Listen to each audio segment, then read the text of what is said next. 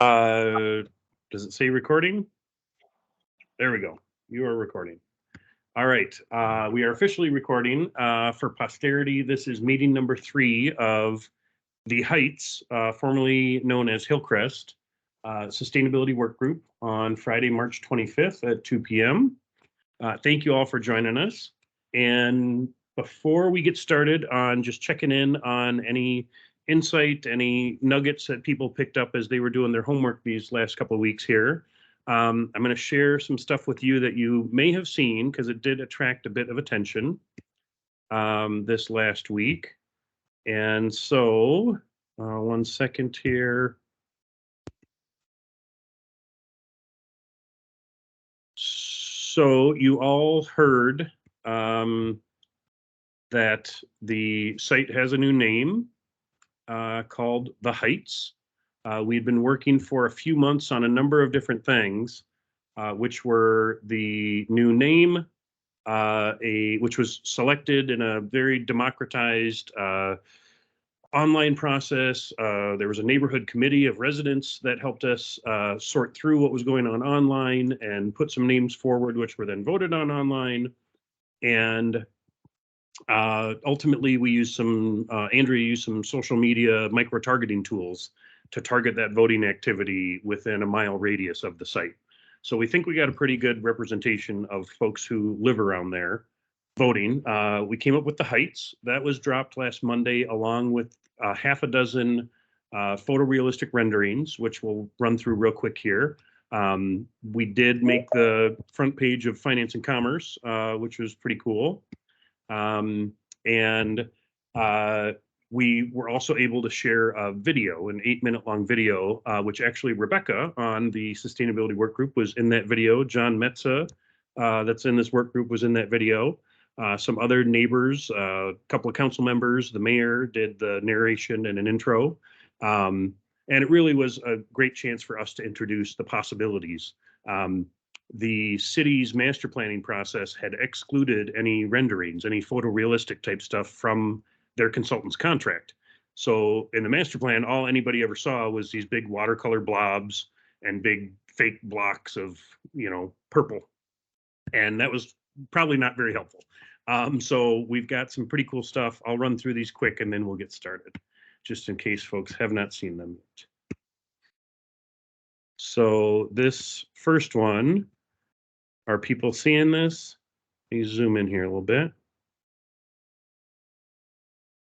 So this is looking south from Larpenteur down into the site along Howard.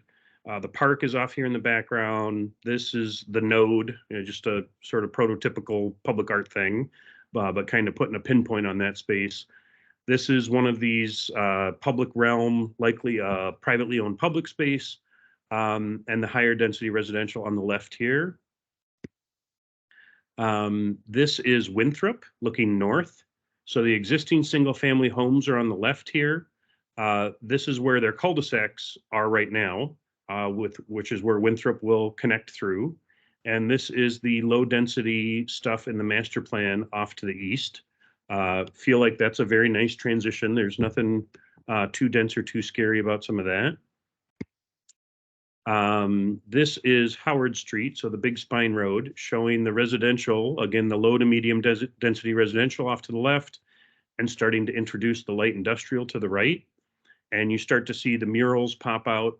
This is that arts and employment district concept you may have heard about, where we're going to ask business owners to host a community curated, community themed mural selection on the faces of their buildings to really help bring them to life.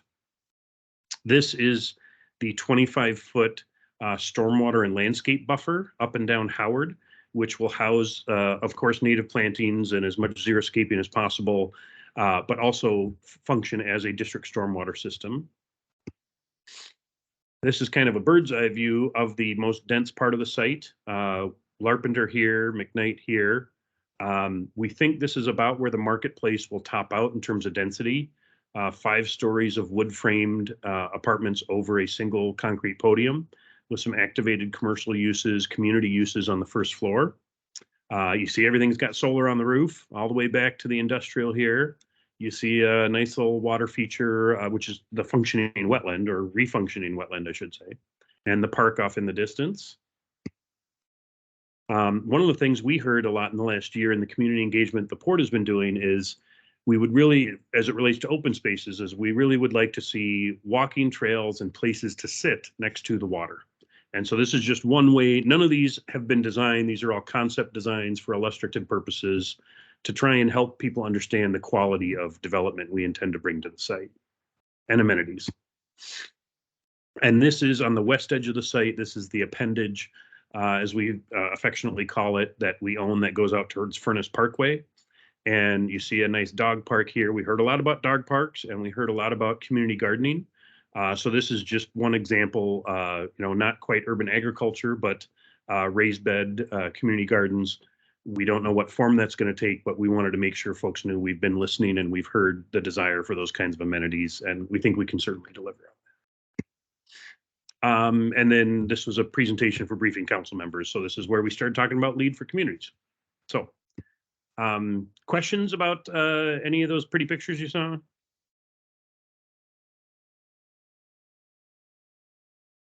No? Cool.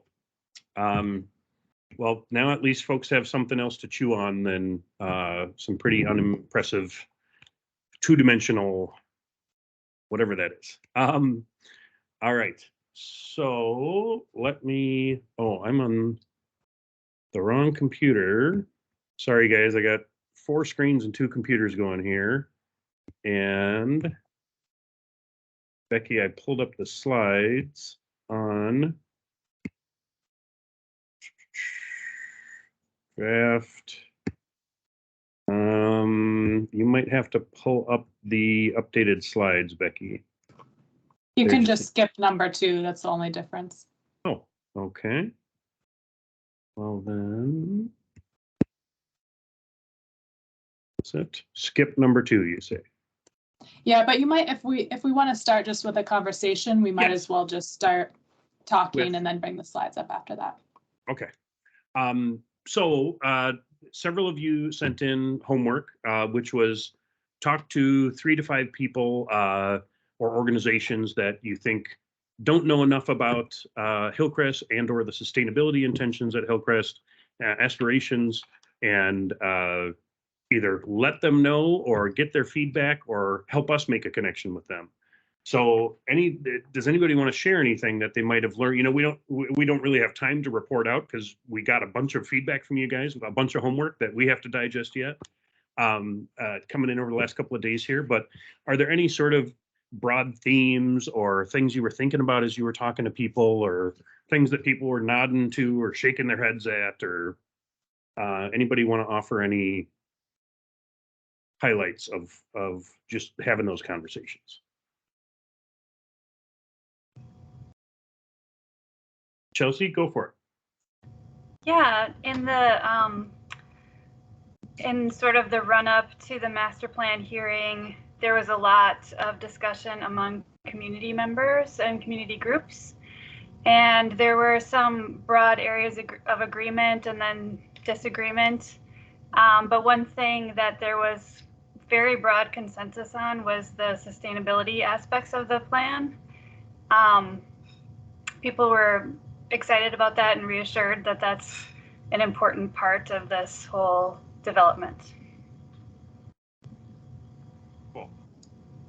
Yeah, we've got a lot of differing views on the land use side. Everything from it should be absolutely 112 acres of green space to you need twice as many housing units on it as you have. So we really do have a pretty broad range of land use perspectives, I should say. John, are you trying to share a screen with us? Or Rebecca's got her hand up here. Rebecca, what were you thinking as related to the homework stuff? And thank you for sending that in. Yeah. Oh, thank you.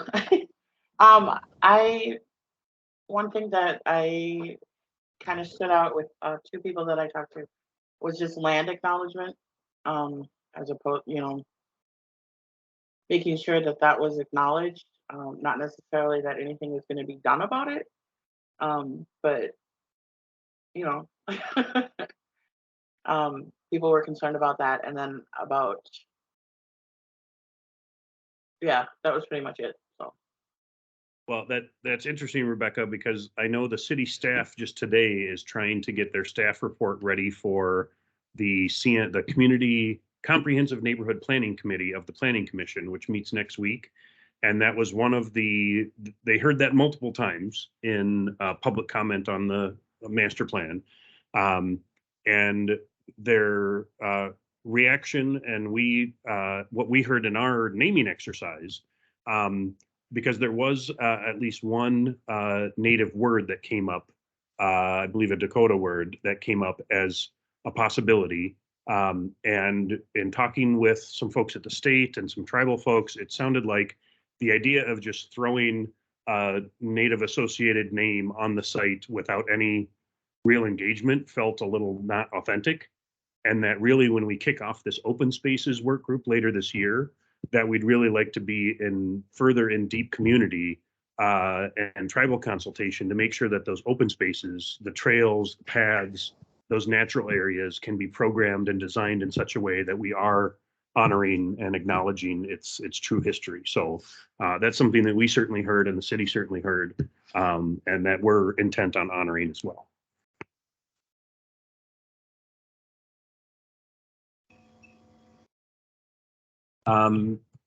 Others that had any insight or yeah. I'll go.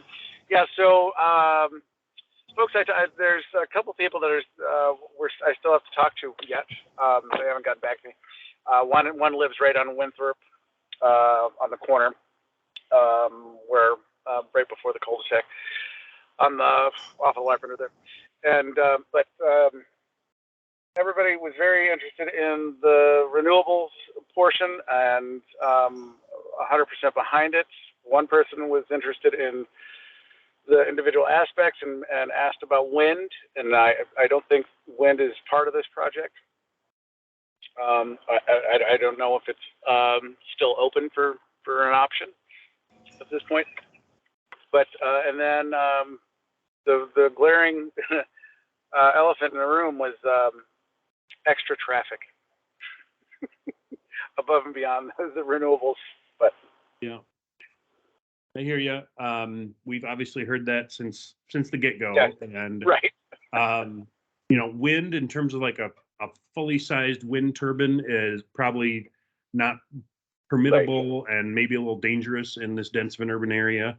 Some of those big turbines can slip ice off of them and shoot it quite a ways, I understand. But there are all kinds of, for years at the U.S. Green Building Conference, you'll walk around and there's all kinds of, vertical, light pole top spinners that power a light, or vertical turbines, horizontal turbines.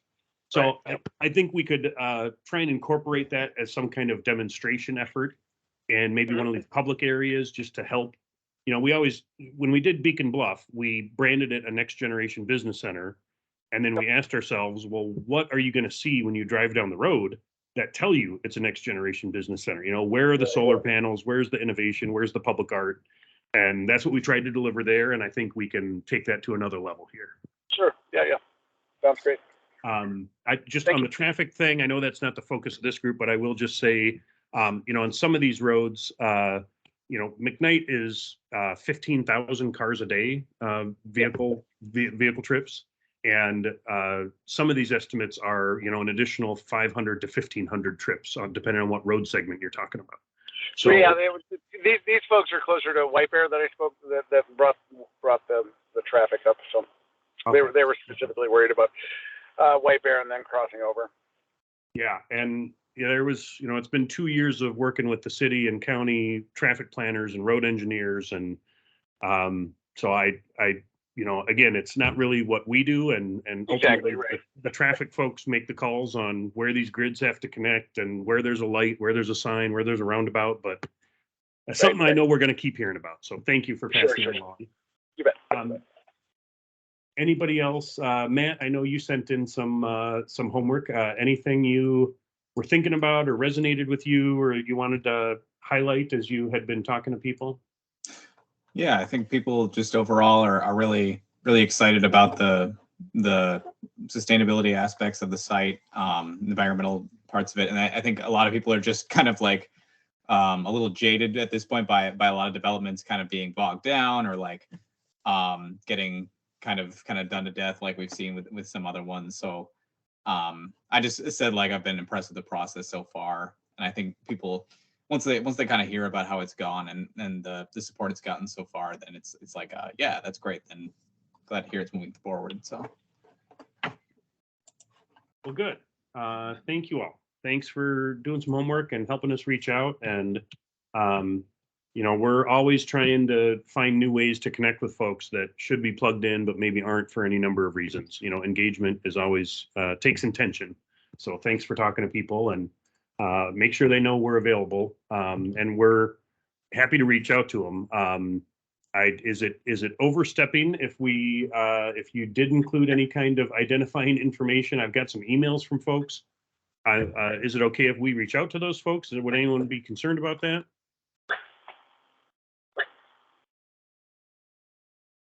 I don't know, thanks. Okay. Well, if so, maybe shoot me an email separately, just saying, hey,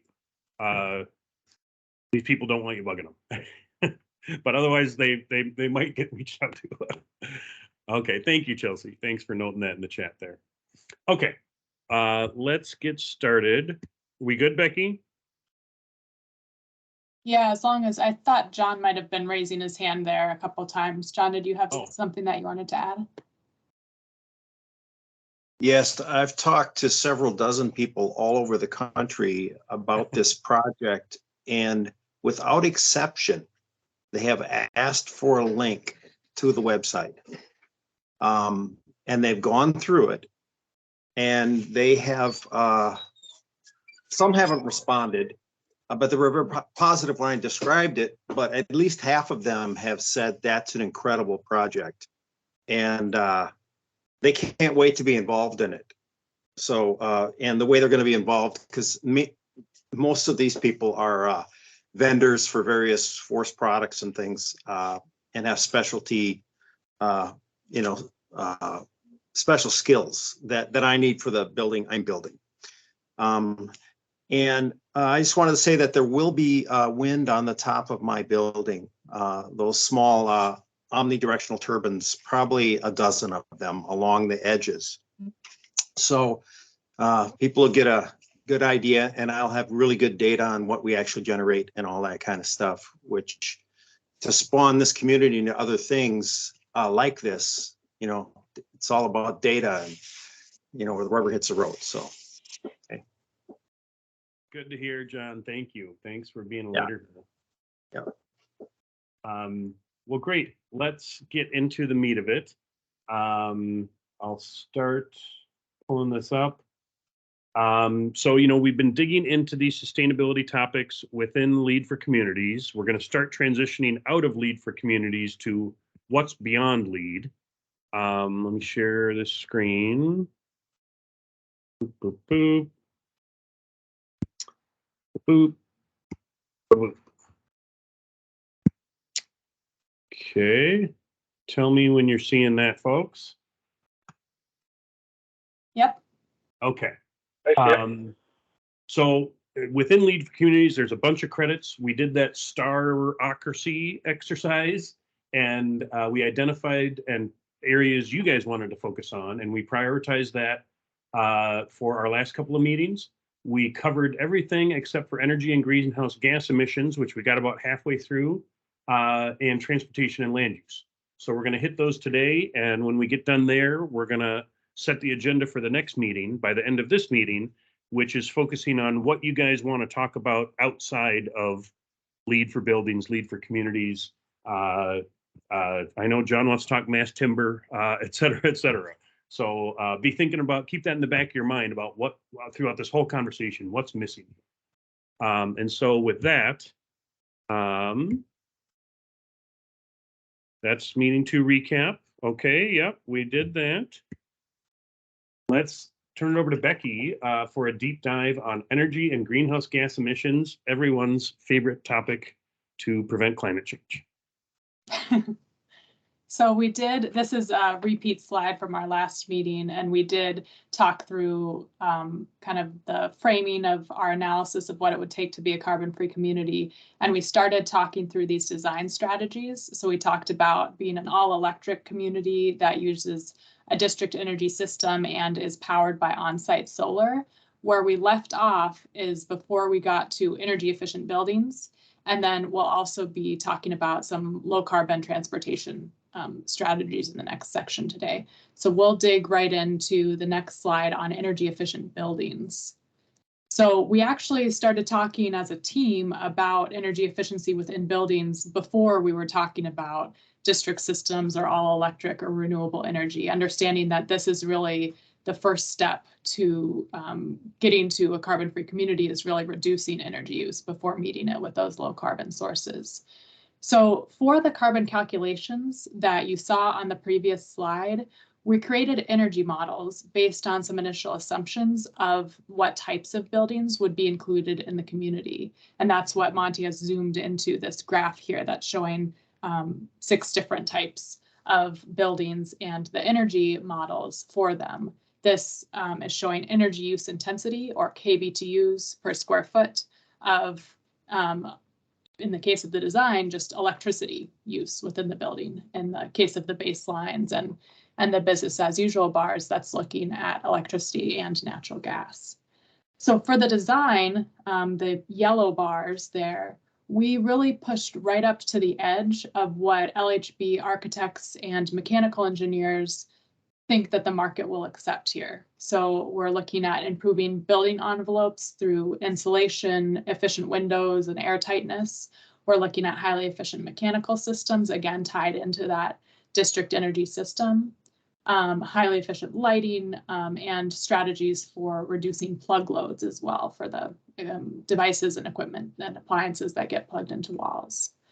So we compared these efficient designs to the average 2003 building, which is that first gray bar. And that is the baseline that's used for programs like SB 2030, Minnesota's Sustainable Buildings 2030 program. So that's why that's included. And then we also compared it to both the current energy code, which is that darker orange bar, as well as our best guess at what the next version of the energy code will be, which will happen during the time frame of construction at this site. So those are the 2 orange bars. So the hypothetical designs are achieving between a 70 and 82% reduction from that average 2003 building. That's the percentages that are listed above the yellow bars. It's an average of a 50% reduction from the energy code, if that's just another way to look at it. Right. So we're currently, go ahead, I was Monty. just going to say, Becky, that was my question right before the meeting started is, I did some quick math. how do I reconcile energy code versus the 2000? Is the 2003 baseline what people refer to as that CBEX type data? Yes. Okay. Yep. So there was an analysis or a survey of buildings that were in existence in 2003. And so that is used to establish a 2003 baseline.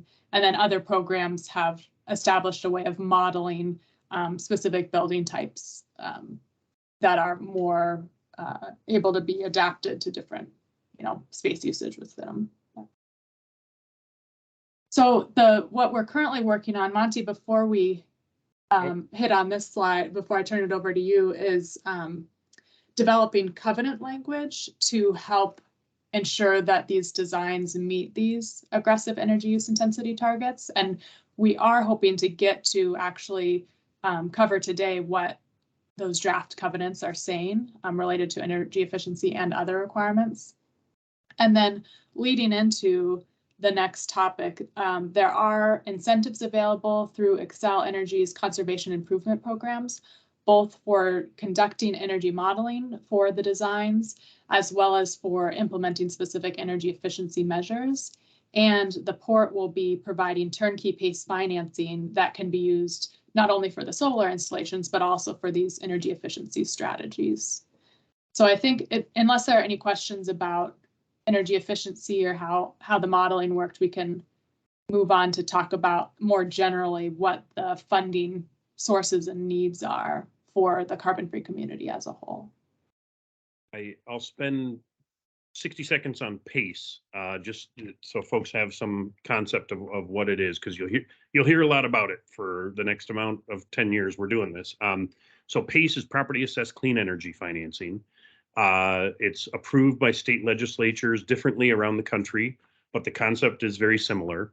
The idea that entities, in this case, the Port Authority, got a pot of money from Obama stimulus money, ERA money, Recovery Act money, $5 million, which we then have revolved and eventually rolled it into this PACE program. It's a very secure form of debt. It's a loan against a property.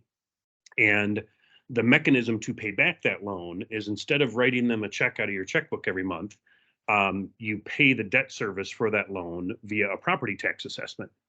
And property tax assessments are very secure, right? Because no one wants to lose their property to the bank, and the bank doesn't want to lose its property to the county. So even if the bank takes your house, the property tax assessments are going to get paid, right?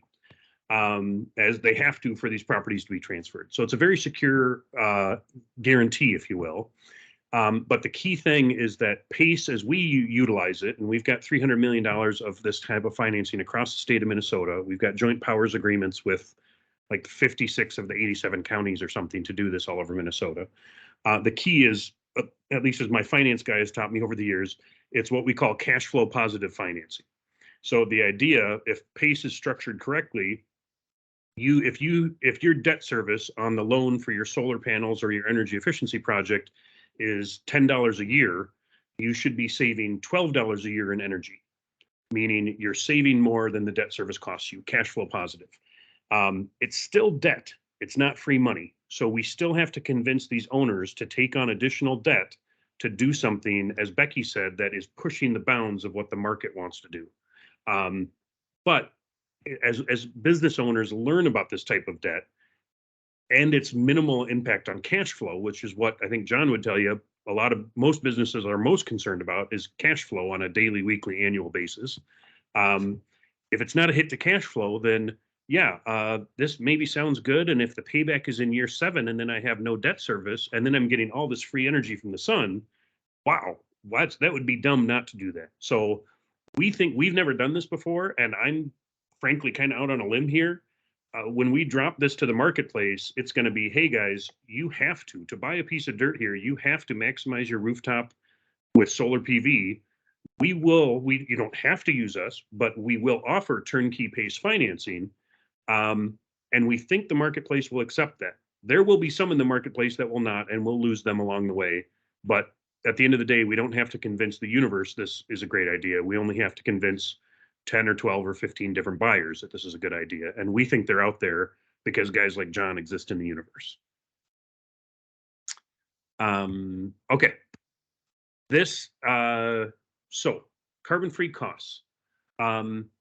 This was an exercise we did early on to figure out the top is costs, the bottom is savings. The column on the left is if there is no district energy system, and the column on the right is if there is a district energy system.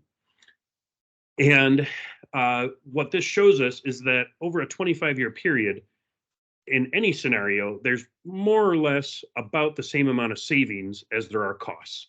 So this would appear, given the right financial structure, this would appear to be doable.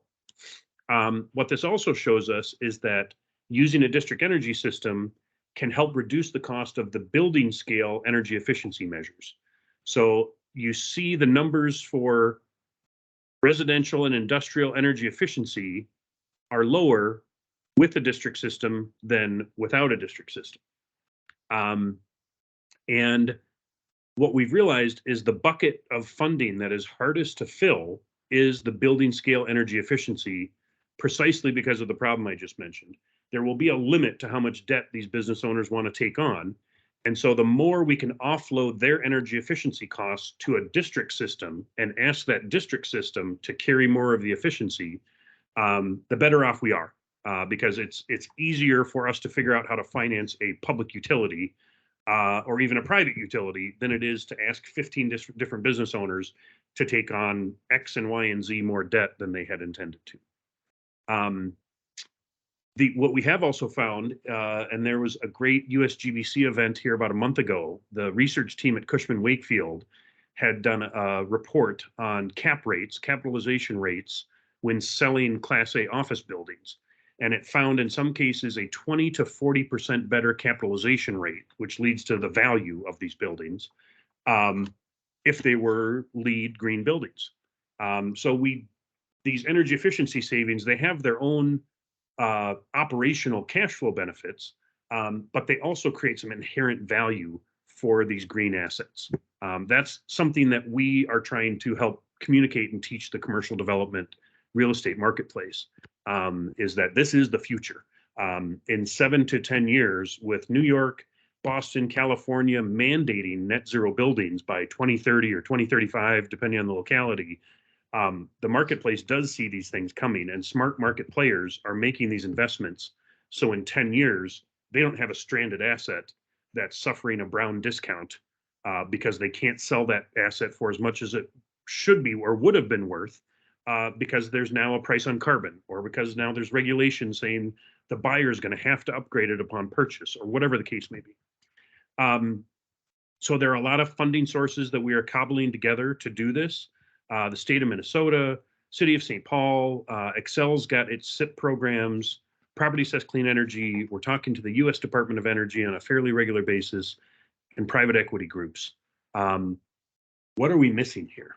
That's a big question. And this is a little in the weeds, but there's so much funding out there from different corners. We just wanted to pause here and take a check and see if any of you are aware of some type of program, or have heard or seen or dreamt of something that might help us pull this off from a financial perspective. Are we missing something here?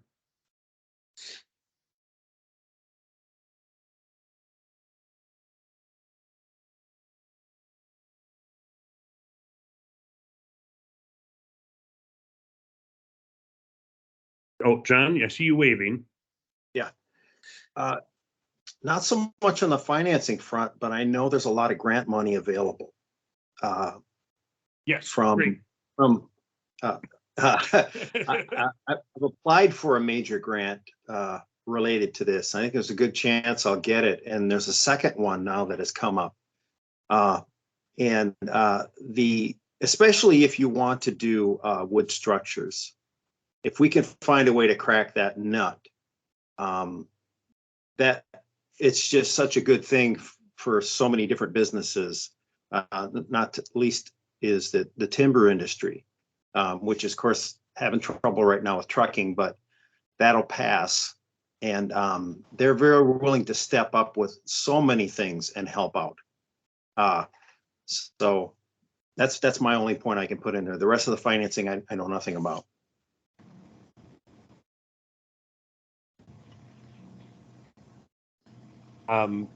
Chelsea, did you have something to offer? I dropped out for a second, so I'm not sure if I missed anything, but I was wondering about the possibility of cooperative ownership models for financing, for example, or finance person, so I don't know how these things work, but wondering if that's on the table. Are you thinking of like cooperative energy futures model? Is that what you're referring to? Something like that. We are. I'm pretty familiar with the cooperative energy futures folks. I think we've talked about, and if that could be a fit, we certainly would be open to it. Becky and I, so cooperative energy futures deploys community solar gardens in a way that is equitable. I can't remember what their tagline is. equitable solar or something like that. And it has to do with workforce and installation and everything from kind of soup to ownership, financing, et cetera. That is kind of the outlier. And we have to remember two things. Not all community solar gardens mean ownership by the community. Most of them, frankly, don't. And for this net zero exercise, we really need to try to keep all the RECs on site. And I think in some of those models, depending on the ownership, those renewable energy credits might leave the site. They might be accounted for somewhere else, which works against us being able to count them towards being carbon neutral. And it's kind of a philosophical dilemma in some ways. If we're putting up new solar, we're putting up new solar. Who gets to count the beans maybe is a bit of an artifice, but some of us got to count beans in order to prove we've done something, right? I mean, so I'm with you, and we're certainly open to, I think it's going to take everything and anything we can throw at all this, frankly. So happy to. I was just going to say, in terms of the philosophical angle, the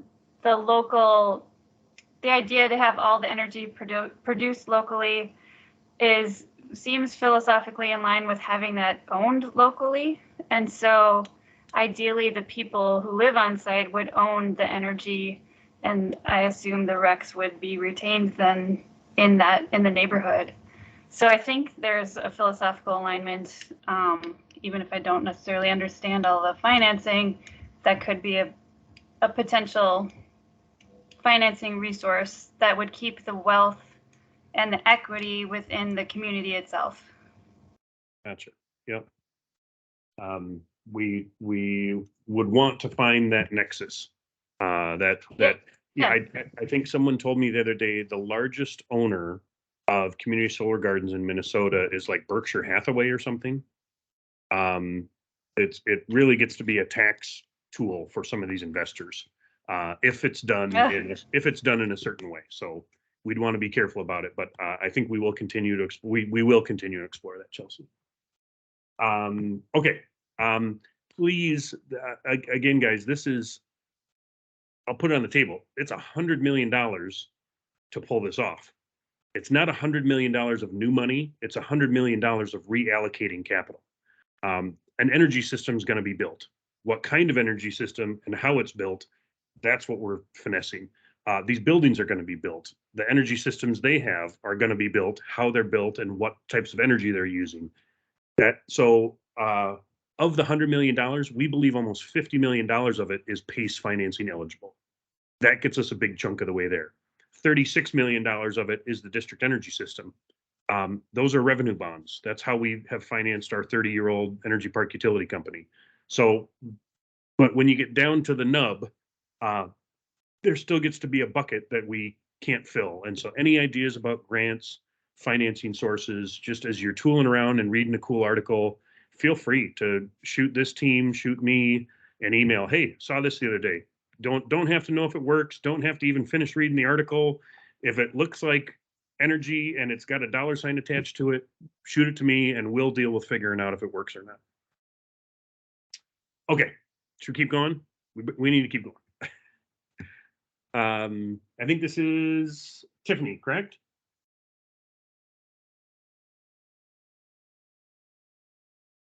Okay, yes, absolutely. So transportation and land use, can everybody hear me on my microphone? I just want to confirm before I keep going. Okay. This is one of the things that we have discussed at length, get through the master planning process. And I think in general, feel like we've got our bases very covered for Lead for Communities Platinum certification. But just to summarize everything for you, the transportation and land use goals for Lead for Community requires a compact, mixed use, and transit-oriented development, which we're definitely achieving given the distribution of zoning designations throughout the site, especially toward the north end, where there will be an official neighborhood node. And that's something that comes out of not just the master plan, but from the City of St. Paul's 2040 comp plan. Walkability and bikeability have been a area of focus throughout the master planning process. Access to quality transit is something that is mostly in the hands of Metro Transit, but something that it is a continuing conversation to make sure we're able to improve that. Alternative fuel vehicles, usually focusing on electrical vehicle charging stations and how we can welcome that type of transportation into the site has been an ongoing conversation. Smart mobility and transportation policy is a pretty easy one to cover in this case because Metro Transit is already trying to do this with all of their planning measures. So making sure that they're being efficient with their GPS systems, passenger information systems, and integrated ticketing. And then historic sites, which this does not qualify as one because it's a brownfield site that needs to be remediated. So that's not a issue that we really need to be overly focused on. So if we go to the next slide.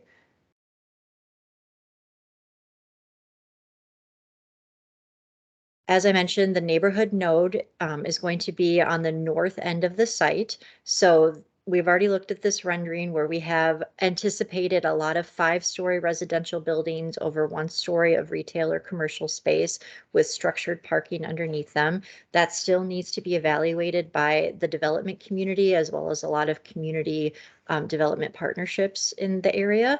But that's kind of the general direction that everything is moving in, and the emphasis would be on a proximity to diverse uses. So it's not going to be 100% studio apartments. It's going to be a wide variety of housing options as well as commercial and industrial space, and access to green space is the big thing there. So hopefully when it's all said and done, 10 to 15 years from now, there'll be a daycare, there'll be a place to buy coffee, there'll be a place to get your teeth cleaned or get your dry cleaning done, those types of things. So you can feel like you can go for a walk, check 3 or 4 errands off your list, and still be in a walkable neighborhood. The walkability and bikeability is part of every single streetscape plan. So this is a really good visualization of one possibility for how dense the buildings will be on the site and then how those relate to the different streetscapes that are being planned. Red are the neighborhood node streets, which are really emphasizing the pedestrian space along the sides of the street. So wider sidewalks, gracious boulevards, making sure that there's plenty of space for people and bicycles to move through the site. The purple streets are making sure that we're accommodating truck traffic for our light industrial owner users to make sure that these larger trucks can move through the space efficiently without clogging up the places where we want our pedestrians to be. And then the yellow streetscapes on the west end of the site are very much in line with a traditional residential street development scheme that has been already laid out in St. Paul's Street Design Guide Manual. So if we look at the next slide, these are all of the streetscapes that are in the master plan right now, and every single one of them have pedestrian facilities, which is just code for sidewalk, on both sides of the street. Every single one of them either has a dedicated bike lane or a very bike-friendly road design. So you should be able to walk absolutely anywhere on the site and have a safe place to be as you're walking your dog or you're taking your kid out in your stroller and not feel like you're having a conflict with adjacent vehicular traffic. So as I said, I feel like everyone on the development team thinks that we've really covered our bases with walkability and bikeability and this overall concept of dense development. But if we've overlooked anything, please let us know. If you feel like there's a specific location that needs additional attention, this would be something that we would want to hear from you. It's okay if you feel like we did an awesome job and you don't have anything else to add.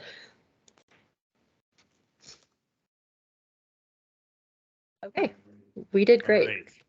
Right. Okay, access to quality transit. So I guess, I do just have one comment. I thought I heard recently that St. Paul like got rid of all of the Lime scooters, and so like shared electric scooters, and I don't even see, so I haven't seen those around anymore, and I'm wondering if that's something that would have to be revisited for this site, if that is one option.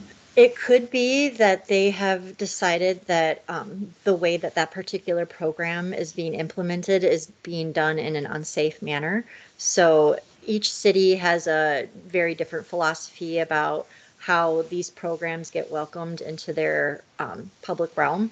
And some of them are doing a better job than others of making sure that the scooters are left behind in an acceptable location, that people are getting access to them in an equitable way.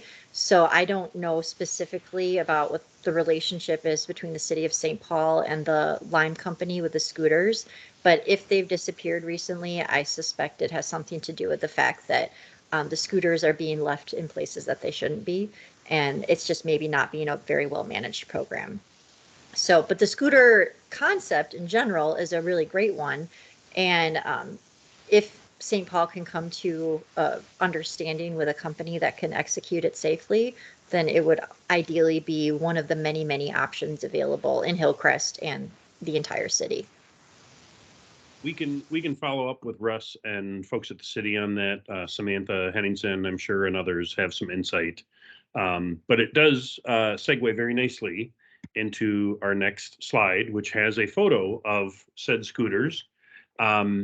So folks like Becky, our in-house greenhouse gas researcher expert, will tell you that once we decarbonize the buildings and we decarbonize the infrastructure, you guys have seen the slides by now, we still are left with this bucket of carbon emissions from travel. And so we are looking for low carbon transportation strategies. The ones we've talked about are, yes, scooters. I think maybe I reported at the last meeting, or maybe not. Have a dear friend, Shannon, that works at Our Car. We talked recently about the deployment of the EV spot network, which Hillcrest is outside the range of. But when I walked her through the master plan and the scope of the development, she said, you know, let me talk to some folks around the shop here and see if we can't figure out a site-specific project to work on with you guys at Hillcrest. So we would love to see something on that order of shared vehicles with electric charging and electric charging stations. We think that would be wonderful. In terms of those low carbon travel emissions, well, if you can walk to work, then you're not emitting any carbon.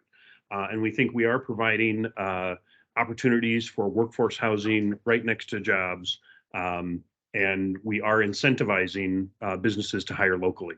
So I know folks like Kurt Steffen, the president of McQueen Equipment over on East 7th Street, when we did a transaction with them, Kurt was like, wow, I wish there was more housing immediately.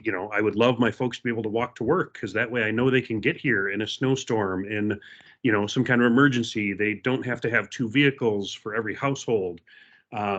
So we think the live work options, which also includes things like being able to work remotely, and is a little different than, living in proximity to your job is a little different than the I live on top of my workshop type use. And I think we'll need to maximize all of those opportunities to get people working close to their homes to drive that travel carbon down. We are talking about, is this alternative fuel? Yes. Are you guys hearing or have other ideas on low carbon transportation strategies? I do. Have we talked to Nice Ride or anything like that yet? No, thank you. We have not. Bike share. Yeah, because I believe, because Furness is part of, quote unquote, the grand round, whenever that's completed. But that would get people to downtown via bike, and then over to the north side of the city, and then also right to downtown as well, depending on which way you went. But. Thank you. I personally had not thought of that. I'm sure Becky and Tiffany had. Are there other bike options? I'm familiar with Nice Ride. Let's say they say you guys are in the wrong zip code. We can't serve you. Are there other similar services or concepts? John? There are. I don't know what they are right now, but yes, there are. And I'm sure Jessica would come up. Huh? John, did you have something? Not bicycles, but I'm not sure how much you're aware of. Tesla has a master plan to have autonomous vehicles moving people with their self-driving package, which is still in the beta stage. But it's a major plan to change car ownership. And it's knowing Elon Musk, it's going to happen. And the need to own your own car, for many people, they still want to own a car, but it's gonna go away in a few years if you don't want to. And we already have these services, you know, where you just get a car when you want to go somewhere. But this is a really ambitious project, and so I wouldn't be surprised if the landscape changes so much that some of these problems evaporate. But that's yet to be seen. We'll dig into that a little bit, John, and see if there's anything we can do to, you know, I know in downtown areas there's been okay, well, we've got all these autonomous cars. Where do they go when they don't have people in them? Is there a staging area for them? Do they drive out of town and park up by the airport until they're called in? I mean, all sorts of issues. If we trade out parking because you don't need to own and park your own car, where do the actual things that the pods that people are getting in, where do they live? I can tell you what Musk's plan is that when you buy your vehicle spends what 98% of its time sitting. It's an asset depreciating constantly. He wants your car to leave your garage at night and deliver and move people, or while you're at work, it will take off and go. So existing homeowners with garages will have an asset that makes money for them. I know it sounds crazy, like I would never let my car, but you know, there's a rating system for Airbnb and all that controls that. And the cars, of course, have cameras. Right? Yeah, exactly. And it's one of the most ingenious ideas that I've heard, and they're working very, very hard to make this happen. So we could live in a very different landscape even 2 years from now. So it'll be really interesting to see. Well, we figure this is a 10-year absorption for the Heights. And so I imagine we'll see a lot of different land use and transportation ideas as we move forward here. We'll dig into that, John, and see if we're setting ourselves up for success here. Yeah. One other thing I wanted to ask, and it's kind of off topic, is there any plan for advertising for this community? And specifically advertising the fact that, you know, you imagine a commercial. How would you like to live right? How would you like to live right next to where you work? Because when I talk to people, I've talked to hundreds of people about this project. They all just drool at that.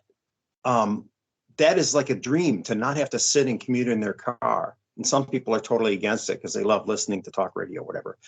But there's a lot of people who are going to jump on that right away.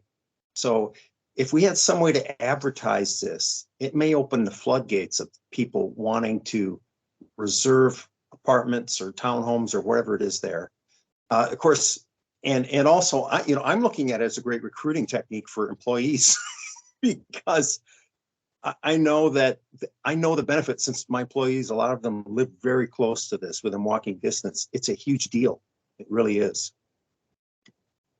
We haven't rolled out a marketing plan yet, but that is a great hook. And we're trying to get people to live and work here. So definitely something we can consider. Let me keep cruising here. We want to get to our discussion. This is just a diagram showing where we believe there will be potential public parking, of which we want 4% of those to be about 160 spots to have EV charging. So I think the EV spot network is it 70 nodes with 2 cars and 4 charging stations. So that's across the entire metro. So to do 160 in one site doesn't seem insignificant. seems quite significant. Our draft covenants, you'll see in a minute here, Becky will walk us through. They require at least 20% of the spots to have EV charging, with the rest of them being EV ready, meaning they have the right conduit, room in the breaker box, et cetera. Light industrial in the parking lots, we are going to have them, we're going to require them to have 20% of the parking spots to have EV charging, with another 30% being EV ready. One of the reasons that's a little less is we do believe that, it actually, the data shows that people charge most at night, overnight at home. But we do believe there's some opportunities for folks to charge while they're at work.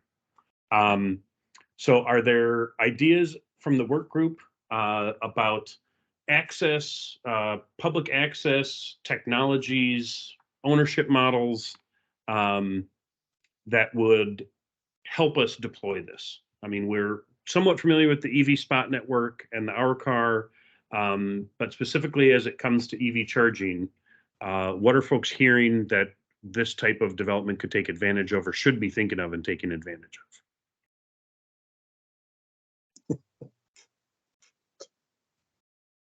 I would like to say that we have 4 EVs that charge at my current site off solar. One cannot underestimate the power of free to motivate people to buy an EV, okay, and to say it's free.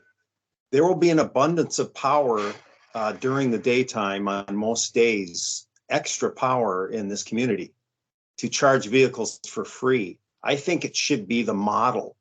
I know that the current charging networks that are out there, the public ones and stuff, are all for fee, but there should be at least some percentage that are free, because it just drives people to buy EVs. It does, and people need a little kick sometimes. And there's going to be lots of power. $5 a gallon. Oh, and it's just going to get worse. And we can't underestimate how fast this EV adoption is going to happen too. It's already exceeding the rates that all of the major automakers, with the exception of Tesla, have predicted that it would go. And this latest spike in gas prices has caused all of the Tesla vehicles to be sold out far into the future. They were sold out in the future, but now it's much farther. And all the existing ones that have been bought to be worth more to sell than they paid for them originally, even with 40, 50,000 miles on them. There's going to be a transition here happening, especially, one of my employees has had a Tesla for 6 months now, has yet to put 1 cent into the car for energy because she charges right here. She comes in and charges off the solar. Once a week, charges up. It is such a powerful motivator. We have talked about this idea. I think Rick Carter from LHB joked with us initially, well, Monty, you guys just have to give away a free electric vehicle with every housing unit, right? Well, that's maybe not possible, but Teslas are also an example of a probably higher end EV. Is anyone aware, other than like the federal tax credit, is anyone aware of any funding sources to help offset or subsidize? Is there a local, regional, state, federal program we're unaware of that could help us target for any purpose, any targeted group that could offset the cost of buying an EV?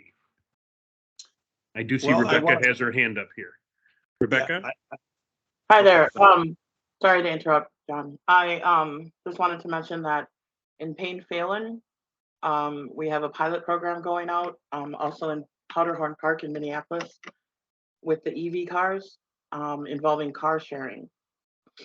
So you can basically, for a small fee, go and pick up an electric car, parked at one of the parking stations, kind of rent it for however long you need it, return it to any place within the area that's designated, and go on about your business. Rebecca, I think I saw one of these on the streets of downtown St. Paul here the other day. I parked behind one on the street, and EV, I always thought it was EV. It's EVIE is the name of that spot network, right? Correct, yep. It's Okay. also part of the, kind of with our car Yeah. also. Yeah. Yeah, and you can drop those you don't have to return them to another charging station. You can leave them anywhere, or you have to return them to one of those nodes. You can return it to one of those nodes, but you can also just drop it anywhere within a certain area. They have a grid, a Yeah. huge area grid, and somebody comes along during the night or whatever and puts it back, brings it to another charging station. So Wow. Okay. yeah, it's an Right. app. It's really, really easy to use. I used one the other day and Oh, cool. it was really cool. Yeah. I can't wait. I can't wait to try one. Chelsea, is that what you wanted to share as well?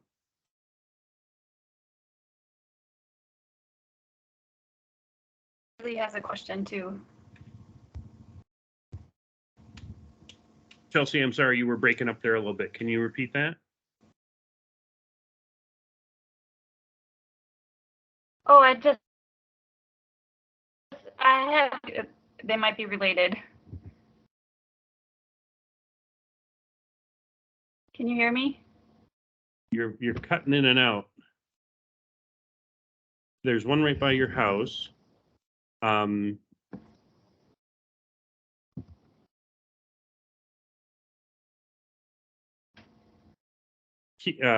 Keely, you had a question on parking and land use? Yeah, I was just curious, and we can come back to it if it's like a longer answer, I guess, but how it was determined how much parking would be on site, because I feel like if we want to really integrate alternative transportation, I don't know, parking lots may not need to be quite as large as they are in some other light industrial sites. I guess when I was thinking about it, I wouldn't want to see just a bunch of empty parking lots at the end of a night or something, or maybe there could be some sort of, if there are EV charging stations on the industrial sites, like the neighborhoods could park their EVs there to charge, or yeah. So I was just curious how parking as far as a percentage of the land use was determined. So what you saw in that diagram is all hypothetical, but it's buildable. It would probably all be permittable. The city has done away or is about to do away with any parking minimums. But they do have some limits on maximums. And so each building has to go through its own site plan review and determine its appropriate amount of parking. The concern is until this adoption really happens, most of the businesses that show up will say, you're telling me I have to bring 100 employees to the site. That means I need 100 parking spaces. I mean, in most of these business owners' minds, other than our enlightened few like John here, a job equals a parking space, especially in an area that's not super well served by transit yet. I think over the course of time, we'll see that shift, and you could see these parking lots when, as owners realize they don't need that much parking, you could see building expansions, which adds jobs and investment and tax base, which is good in an economic developer's mind, like mine. We have talked, Councilmember Yang has expressed some concern about these parking lots being empty and how they could be repurposed or multi-purposed. We do know that some of these businesses will have 2 and 3 shifts and may have people coming and going all day and all night. Some of them will be 9 to 5, 8 to 5, whatever. But we've talked about some ideas about license agreements and to allow for, community use for food truck gatherings and off hours or on weekends if these businesses aren't open, all sorts of different stuff. But until we see the true shift in the marketplace, it's hard to convince these owners who are really concerned about getting workers there and having a place for them to having a way for them to get to work, and if they're driving, having a place for them to park. It is kind of a land use conundrum. I mean, you guys are asking the right question. We don't have a great solution for it yet, other than we need the jobs and we have to make sure people can get here. And right now they don't have a great way to get here.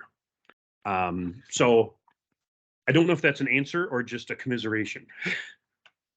Rebecca has her hand up again. Rebecca?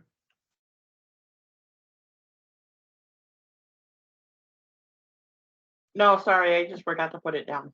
Okay. let's keep moving because we do want to get into these covenants. John, you got a quick one? Oh, you're muted, John.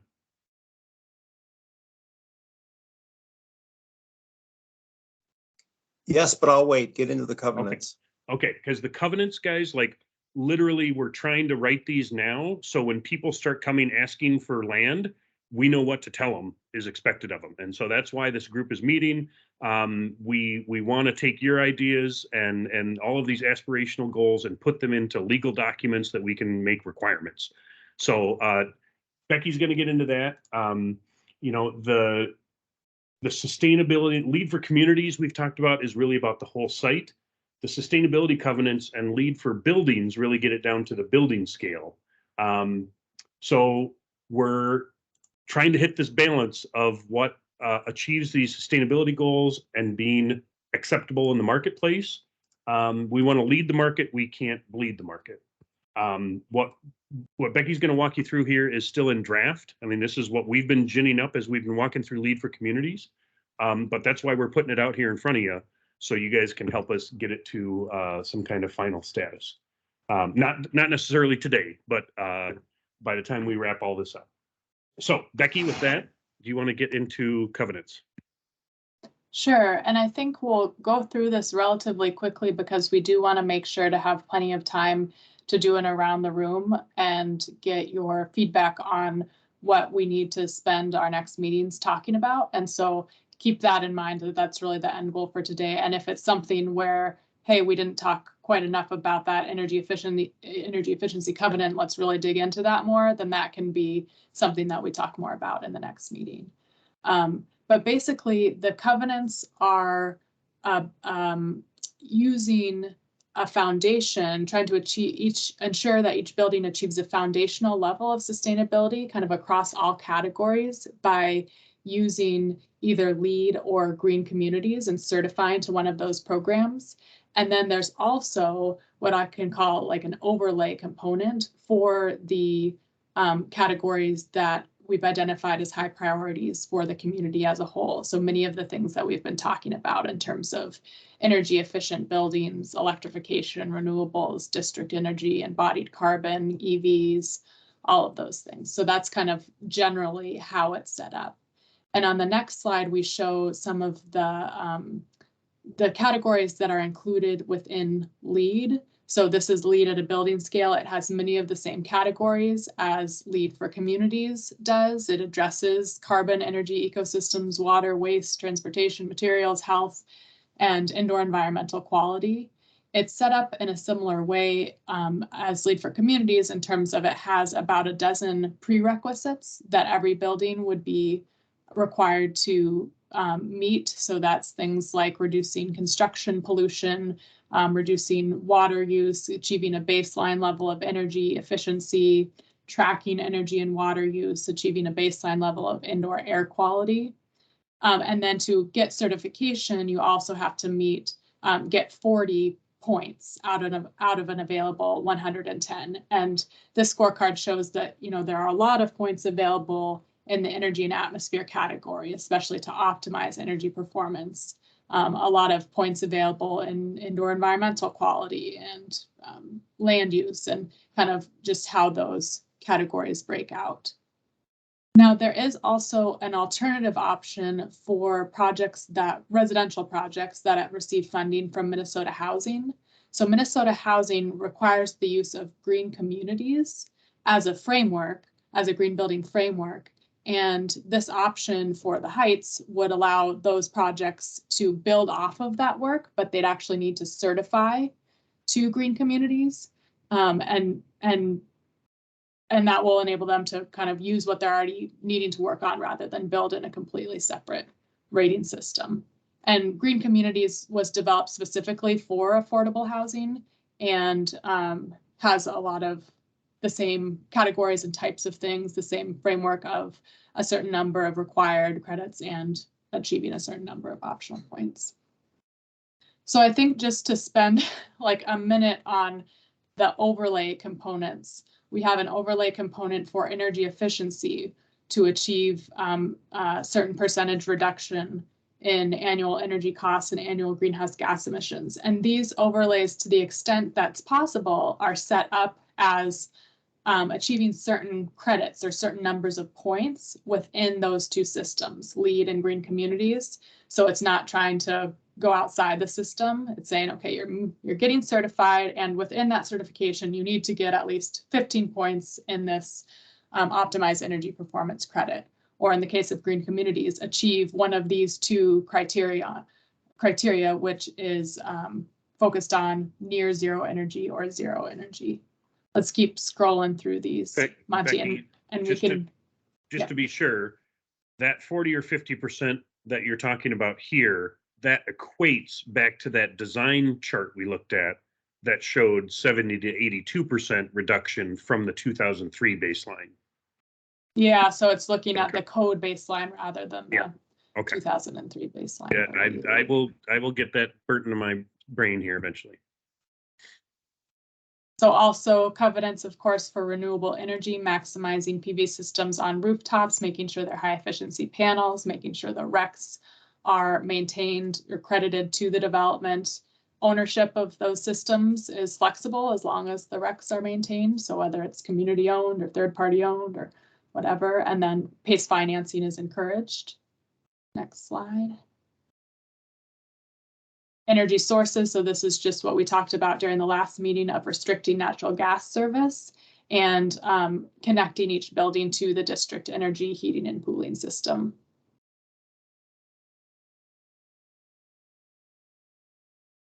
For embodied carbon, which I don't think we've talked that much about, there is a credit in LEED that requires conducting a life cycle assessment of the structure and enclosure. So looking at over the life cycle of the wood or of the steel or of the concrete, how much global warming potential is that building contributing? So the idea is that buildings would conduct a life cycle assessment and then evaluate the feasibility of reducing that global warming potential by 5 to 10%. So that is in line with a specific credit from LEED. And this is definitely an area that you can say that we want to dig more into in our future meetings. EV support, I think Monty already covered this pretty clearly, so we can skip through that one.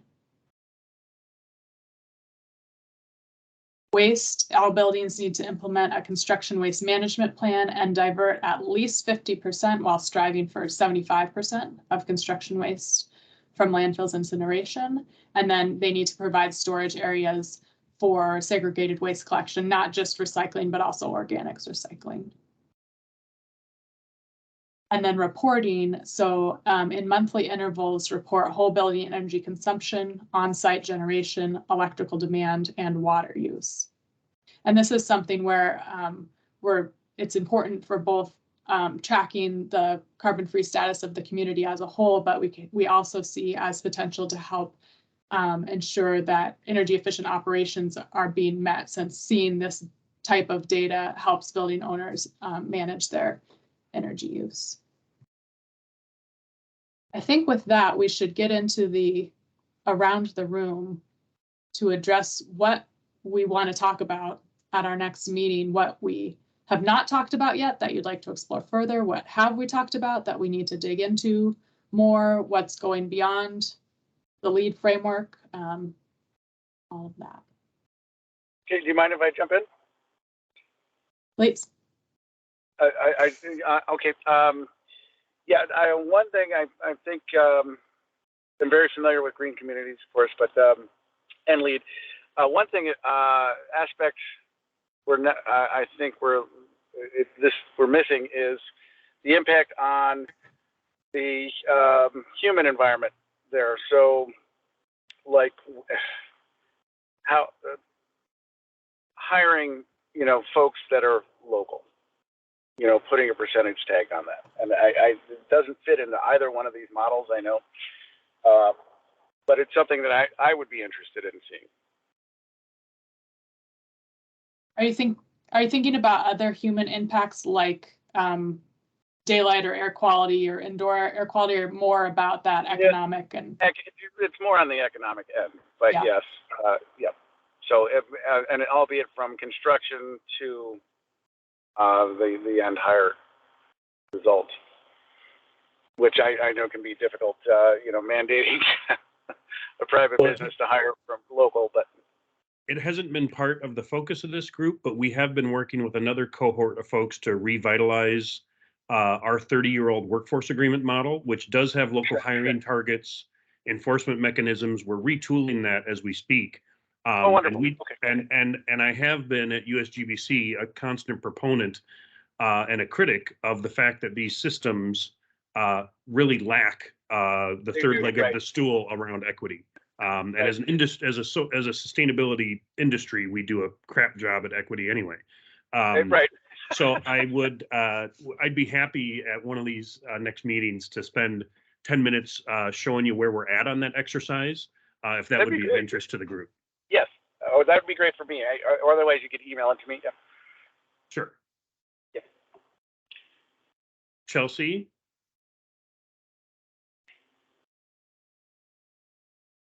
Can you hear me? Yeah. Okay.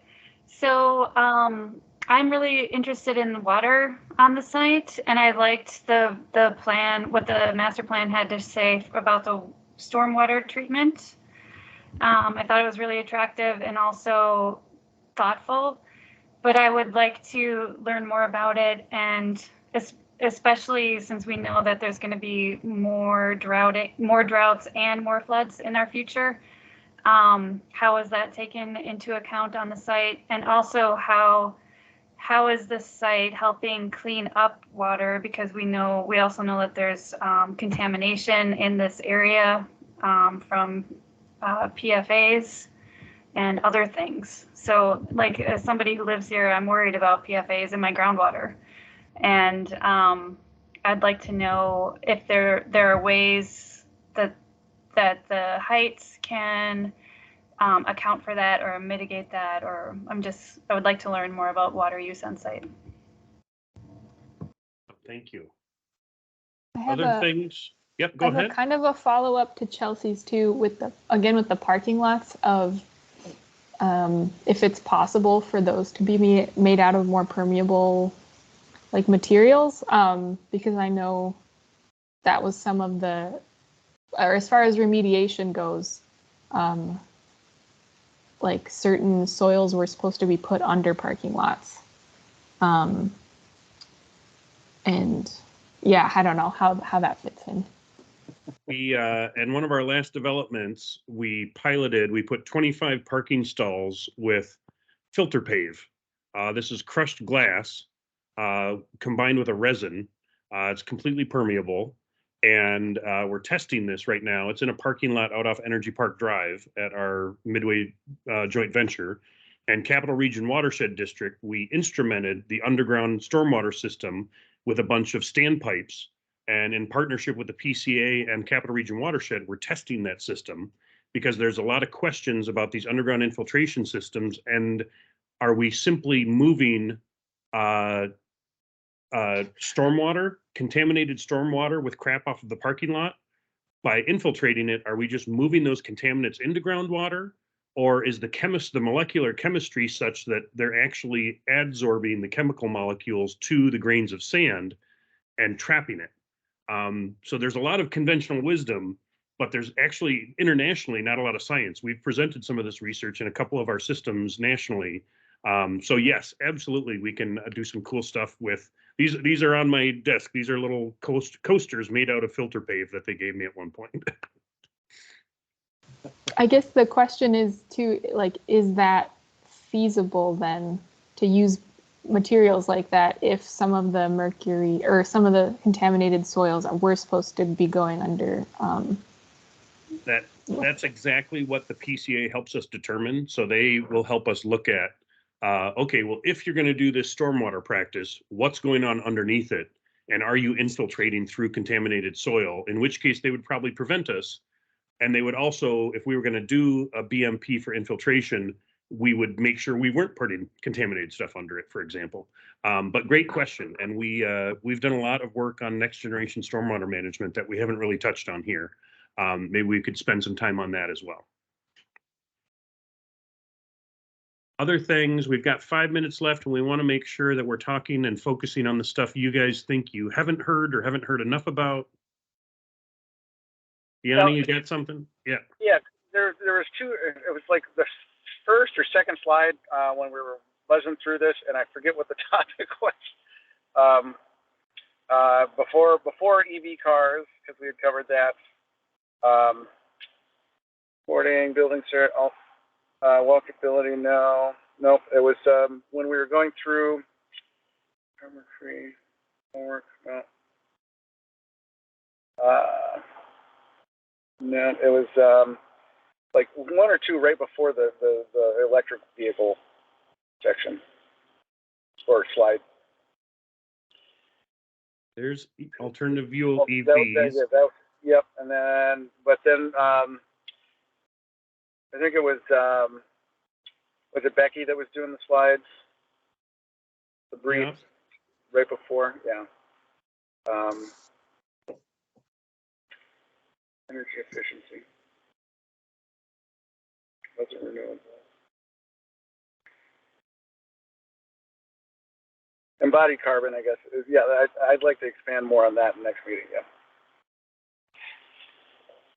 Yeah, we as an industry, we've all started focusing on embodied carbon a heck of a lot more in, what would you say, Becky, the last 3 years, maybe 5 years tops.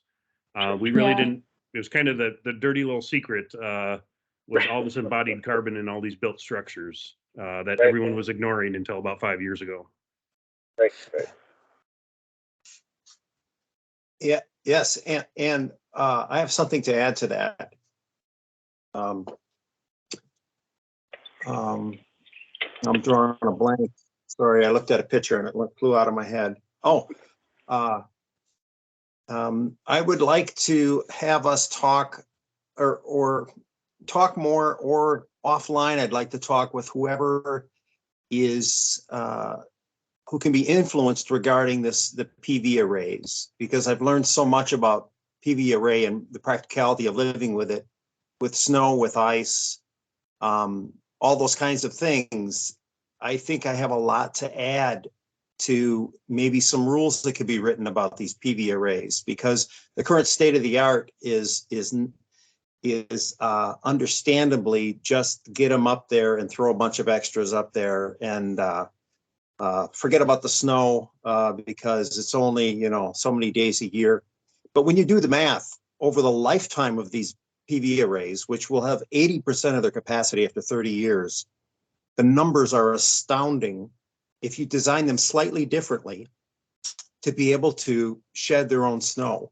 And it's not that big of a deal. In fact, I'm in the process of designing that system.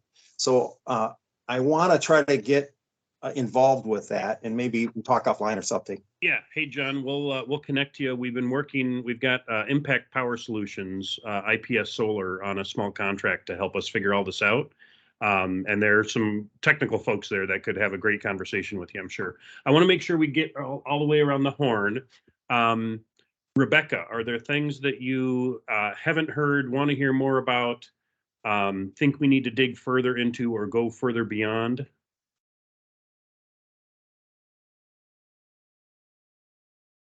They've already been touched on by. Okay. So yeah, the questions I had were already talked about. Okay. Matt, other things I see in the chat here, you are interested in stormwater permeable paving as well. We can spend some time on that. Absolutely. Other things, Matt, you want us to dig deeper on? Yeah, I think that was the thing that interested me at the moment, just kind of in tying in with the whole parking aspect, given that is something that people around here I think are concerned about. They don't want to see these big parking lots, but obviously if there's no alternative to that, then we got to figure out ways to make it as I guess comfortable as possible. But I'd be interested in taking a deeper look at that. Yeah, sure thing. On a separate subject, I'd like to talk more about embodied carbon, because I think if we don't have some sort of a standard in the covenant for percentage of embodied carbon that should be in here, renewable source, that we'd be missing an opportunity. Not so much as having a completely wood building. I know it's a stretch for some people, but there are small little changes you can make a big difference. Yep, concrete mix, et cetera. Yep, absolutely. Keely, I think you had chimed in about the parking and public transportation credits. I know some employers do offer as a benefit, bus passes, that type of thing. It would be great if we get the scooter thing, the electric vehicle share thing, to have these employers participate and incentivize their employees. I think the Port Authority would consider that. What in this workforce agreement idea, what we're really trying to do is expand how we define employee benefits. One of the ways you earned a land subsidy for 30 years at the Port Authority was by providing employee benefits, really just meaning employer-sponsored healthcare insurance was the only thing we really counted. Well, now we're talking about wealth creation strategies like tuition assistance and home ownership, first home down payment assistance, and career laddering and upskilling and these kinds of things. Those are also benefits and good corporate behavior that we want to reward and support. Well, transit support, transit incentives, that also could be one of these things that counts as a benefit. Other things, Keely, that you wanted us to go further into, you didn't hear enough about, want to hear more about, or tell us more about? Not off the top of my head right now. Okay. Well, I think this is shaping up a good agenda for next time. Becky, Tiffany, anything in closing here? I'm looking at the homework ideas, and maybe we don't need homework, or maybe the three of us need to chat about that offline for this next one. Yeah, I think we can follow up with that, and certainly if you have other ideas for things that you'd like to focus the next work group on, maybe especially after what about funding sources? meeting minutes get sent out. Funding sources, yes. That would be good homework. That would be some great homework. Is send us some rabbit hole grant ideas to go chase down, please. We love chasing OPM around here, other people's money. Good. Yeah, I've seen a couple, but they're not on top of my head. I'll have to dig for them. Cool. We'd appreciate it, guys. We'll run them down to the extent we can. My main thought that would maybe be useful to discuss next time is the live work concept and how to incentivize people to live close to their jobs that we would assume would be on the Hillcrest site. And especially a question for John.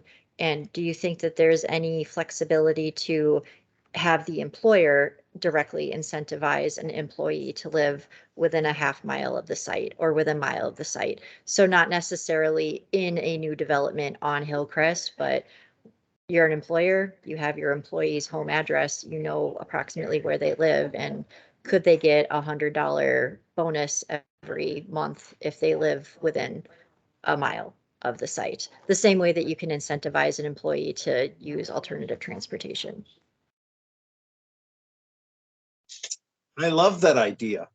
I currently don't need it because what I find with my population of employees is by living close to work, they automatically don't need or don't drive a second car.